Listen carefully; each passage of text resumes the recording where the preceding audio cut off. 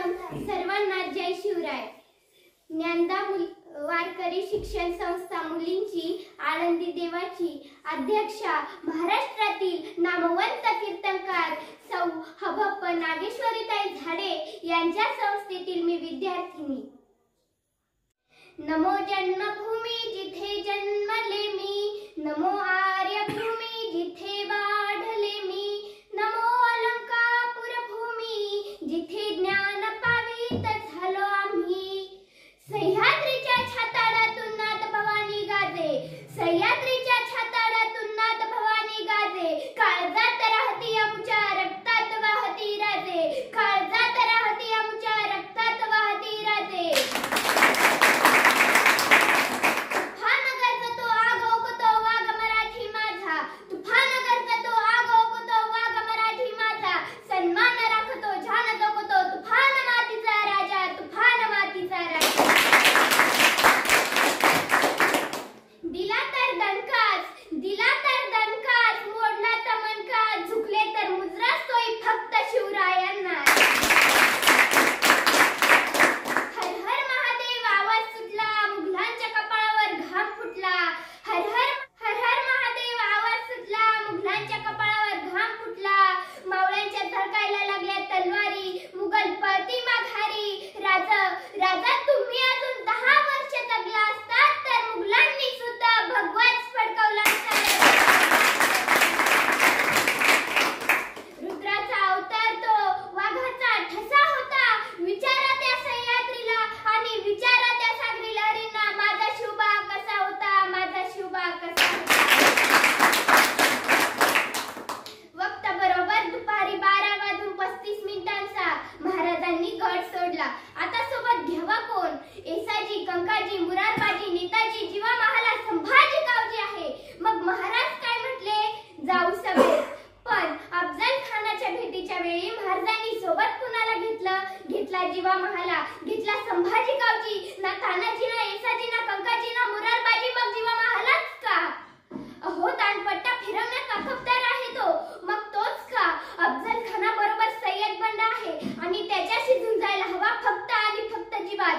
सोबत घेतला संभाजी गावजी, हत्तीसारखा बलाढ्य, पहार हाताने वाकवणारा, मग तोच का? दस्तूर खूप अफजल खान तसा आहे ना. आखाड्यात जर पैलवान उतरायचे झाले तर एकाच गटातले हवेत, तरच कुस्ती रंगते. महाराजांनी त्यांच्या आयुष्यामध्ये एक चाल पुन्हा नाही वापरली आणि एक माणूस पुन्हा नाही वापरला. महाराज अफजल खानाला भेटायला गेले, शाहिस्तेखानाला नाही, तिथे छापाच टाकायला गेले. महाराजांनी अफजल खानाला ठार केलं, पण मिर्झाशी मात्र तह केला. प्रत्येक प्रसंगात नवी चाल, प्रत्येक प्रसंगात नवा माणूस. बघा, जीवा महाला तुम्हाला प्रतापगडावर भेटेल, तो तुम्हाला पन्हाळ्यावर दिसणार नाही. पन्हाळ्यावर तुम्हाला बाजी प्रभू दिसतील, पण तिथे तानाजी असणार नाही. तानाजी तुम्हाला कोंढाण्यावर भेटेल, पण तिथे मुरारबाजी तुम्हाला कोंढाण्यावर दिसेल, पण तिथे मुरारबाजी असणार नाही. मुरारबाजी तुम्हाला पुरंदरावर दिसेल, पण तिथे येसाजी असणार नाही. येसाजी तुम्हाला कर्नाटकात भेटेल, पण तिथे नेताजी असणार नाही.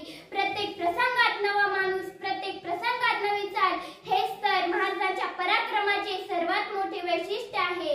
आणि बरोबर 12:30 वाजता महाराजांनी गड सोडला. सोबत जीवा महाला, संभाजी गावजी, आणखी 8-10 अंगरक्षक. आणि बरोबर 2 वाजता महाराज खानाच्या छावणीकडे पोहोचले. खानाला वर्दी मिळाली. शिवाजी महाराज येत आहेत. तसा खान उठून उभा राहिला. समोर बघितलं 5-5.5 फूट उंचीचे, देखणे, रुबाबदार शिवाजी महाराज. खानाने वकिलाला विचारले, क्या सिवा सिवा कहते हैं क्या ए है शिवाजी? वकिलाने मान डोलावली. खान 2 पावले पुढे आला.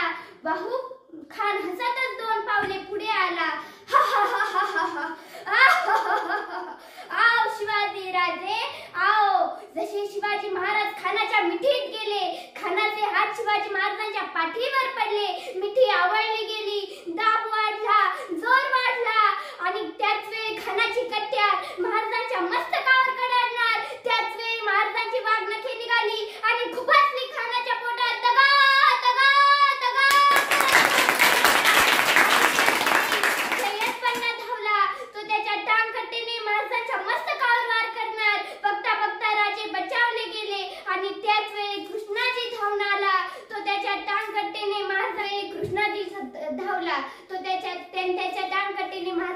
मस्तकावर वार केला. बघता बघता राजे बचावनाची धावला. त्याने त्याच्या टांगकट्टेने महाराजांच्या मस्तकावर वार केला. बघता बघता राजे बचावले गेले आणि त्याच वेळी सय्यद बंदा धावून आला. तो त्याच्या टांगकट्टेने महाराजांच्या मस्तकावर